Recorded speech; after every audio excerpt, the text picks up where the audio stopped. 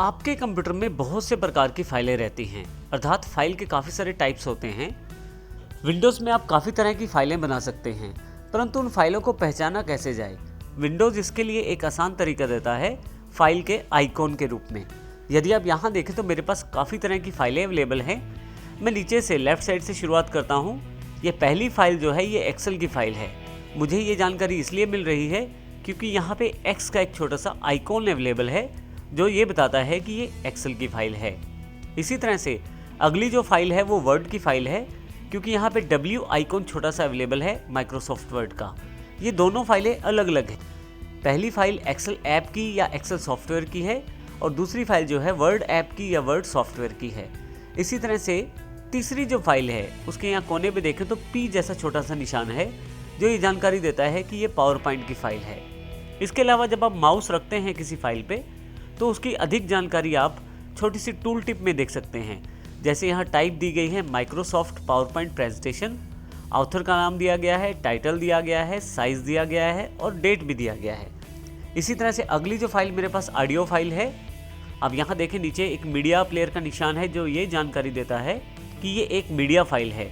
Media file के भी काफ़ी सारे रूप हो सकते हैं, जैसे ये एक ऑडियो फाइल है क्योंकि इसमें किसी भी तरह का वीडियो का प्रीव्यू नहीं है। इसी तरह से नेक्स्ट फाइल इमेज फाइल है, उससे अगली वाली फाइल वीडियो फाइल है। आप ध्यान दें तो इसमें एक छोटा सा प्रीव्यू अवेलेबल है। इसी तरह से आपके पास ऊपर वाली रो में सबसे पहली फाइल C++ की फाइल है, उससे अगली पेंट की। नेक्स्ट फाइल है हमारे पास ISO फाइल। पावर ISO के नाम से एक सॉफ्टवेयर अवेलेबल है इंटरनेट पे। यदि आप चाहें तो उसका डेमो वर्जन डाउनलोड करके प्रयोग कर सकते हैं। पावर ISO का प्रयोग फाइल्स को कंप्रेस और इमेज बनाने के लिए किया जाता है। ये मेरी फाइल ISO टाइप की फाइल है, तो पावर ISO के द्वारा बनाई गई है। पावर ISO का सॉफ्टवेयर आप ऑनलाइन परचेज कर सकते हैं या उसको ट्रायल लेने के लिए नेट से डाउनलोड भी कर सकते हैं। मेरे पास यहाँ ये जो CD जैसा निशान है ये पावर ISO की फाइल का निशान है। इसी तरह से यदि आप इंटरनेट पे काम करते हैं और कोई फाइल सेव करते हैं ऑनलाइन तो वो कुछ इस तरह से वेब पेज के रूप में आपके पास सेव हो जाएगी। नेक्स्ट हमारे पास कंप्रेस फोल्डर का निशान है। अब देखें यहाँ जिप का एक निशान है फोल्डर के ऊपर जो ये जानकारी देता है कि ये जो फोल्डर है मेरा जिप फोल्डर है। जिप फोल्डर का प्रयोग फाइल्स या फोल्डर्स को कंप्रेस करने के लिए किया जाता है। और इसी तरह से हमारे पास एक माई फाइल के रूप में टेक्स्ट फाइल भी अवेलेबल है। परंतु यहाँ मुख्य बात यह है कि आप ध्यान से देखें तो सबका आइकॉन एक दूसरे से अलग है और सबका टाइप भी एक दूसरे से अलग है। तो विंडोज़ आपको ये फीचर देता है कि आप सभी फाइल्स को अलग अलग पहचान पाएँ। उसके लिए अलग अलग आइकॉन या अलग अलग पिक्चर का इस्तेमाल किया जाता है, जैसे कि यहाँ किया गया है। ये एक तरीका है जो माइक्रोसॉफ्ट विंडोज़ द्वारा प्रयोग किया जाता है। इसके अतिरिक्त एक तरीका और भी है, वो है किसी फाइल की एक्सटेंशन। आइए अब हम एक्सटेंशन की जानकारी लेंगे और देखेंगे कि एक्सटेंशन से आप फाइल को किस प्रकार पहचान सकते हैं और उसका किस प्रकार प्रयोग कर सकते हैं। तो आइए जानते हैं एक्सटेंशन क्या होती है। जब भी आप कोई फाइल बनाते हैं तो उसके दो पार्ट्स रहते हैं, एक फाइल का नाम और दूसरा फाइल का टाइप। किसी भी बनी हुई फाइल पे यदि आप माउस लेके जाएं तो यहाँ पे एक छोटा सा टूल टिप आ जाता है। जैसे ये एग्जांपल के तौर पे टूल टिप है जिसमें जानकारी दी गई है टाइप टेक्स्ट डॉक्यूमेंट है। तो हम इसी टाइप की बात कर रहे हैं। फाइल का नाम और फाइल का टाइप दो अलग अलग चीज़ें हैं। यहाँ पे मेरी फाइल का नाम माई फाइल है और जो टाइप है वो टेक्स्ट है और TXT उसका एक्सटेंशन है। अर्थात जो एक्सटेंशन होता है वो डॉट के बाद के 3 या 4 अक्षरों का एक्सटेंशन होता है जो उसके अलग प्रकार को डिनोट करता है या अलग प्रकार की जानकारी देता है। जैसे यहाँ पे TXT जानकारी देता है कि ये फाइल टेक्स्ट डॉक्यूमेंट है। आप माउस का टूल टिप से भी ये जानकारी ले सकते हैं कि ये टेक्स्ट डॉक्यूमेंट है। मुख्यतः एक्सटेंशन 3 से 4 अक्षर की होती है और ये डॉट के बाद प्रदर्शित की जाती है। इसको देखने के लिए आइए हम फाइल एक्सप्लोरर का प्रयोग करते हैं। यहाँ से मैं फाइल एक्सप्लोरर को क्लिक करता हूँ और यहाँ से F ड्राइव सेकंड फोल्डर को क्लिक करके खोल लेता हूँ। आप देखेंगे जब मैं किसी फाइल पे लेके जा रहा हूँ माउस तो उसकी टाइप की जानकारी दी जा रही है। मैं इसे राइट क्लिक कर देता हूँ और प्रॉपर्टीज़ पे क्लिक कर देता हूँ। जैसे ही आप प्रॉपर्टीज़ पे क्लिक करेंगे आपके पास उस फाइल की प्रॉपर्टीज़ खुल जाएंगी। देखिए यहाँ पे ऊपर जानकारी दी जा रही है टाइप ऑफ फाइल .txt। ये एक्सटेंशन के 3 अक्षर हैं .txt जो ये जानकारी देते हैं कि ये जो फाइल है ये आपका टेक्स्ट का डॉक्यूमेंट है। इसी प्रकार से यदि मैं इस नीचे वाली फाइल पे राइट क्लिक करके प्रॉपर्टीज देखूँ तो यहाँ पे .mp3 की जानकारी है, अर्थात ये जो फाइल है ये एक तरह से म्यूजिक की फाइल है।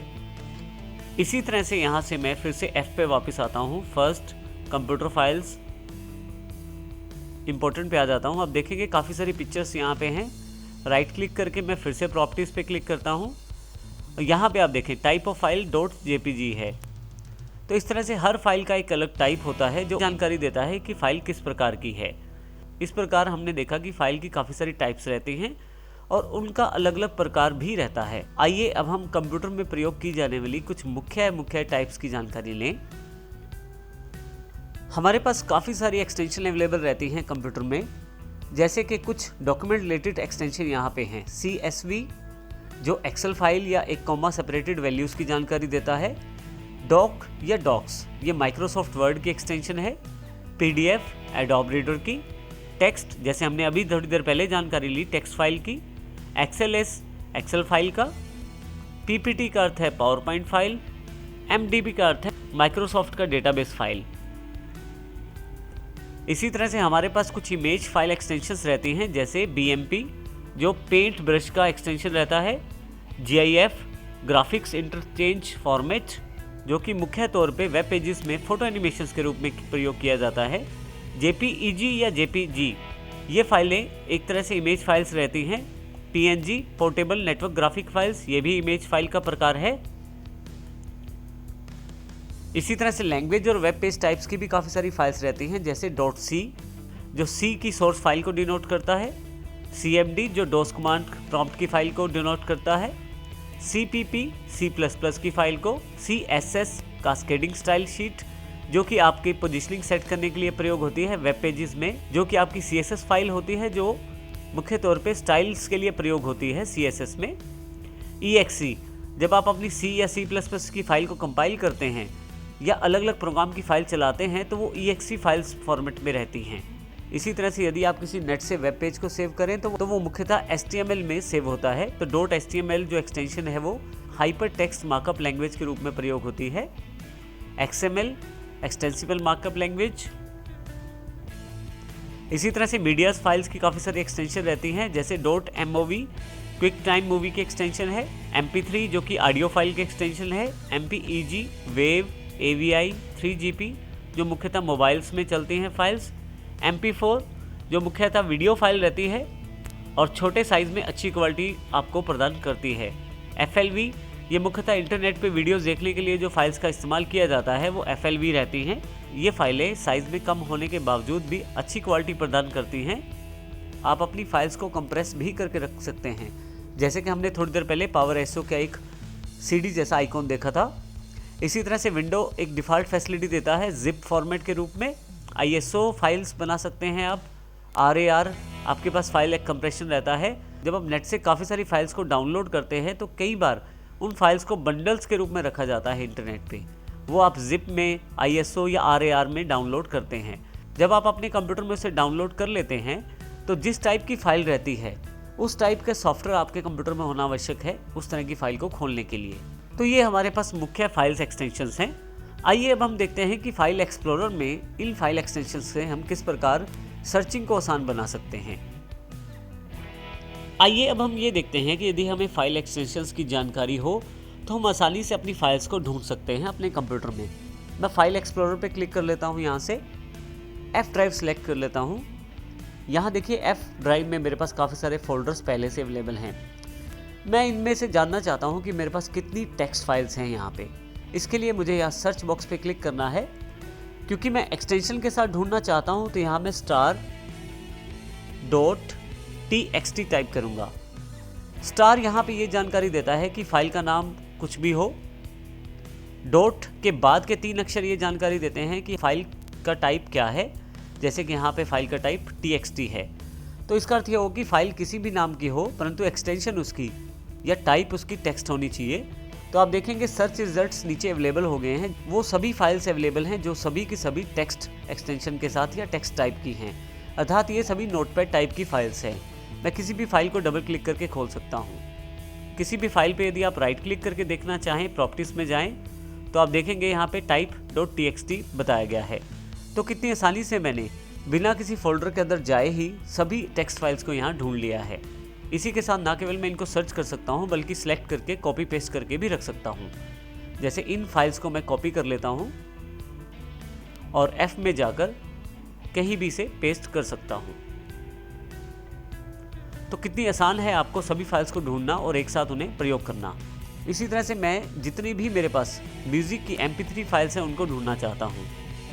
फिर से स्टार अर्थात फाइल का नाम कुछ भी हो .mp3 जैसे ही टाइप करता हूँ MP3 तो ये मेरे पास जितने भी मेरे पास सॉन्ग्स पड़े हैं, जो डाउनलोडेड सॉन्ग्स हैं, वो सभी यहाँ पे अवेलेबल हो गए हैं।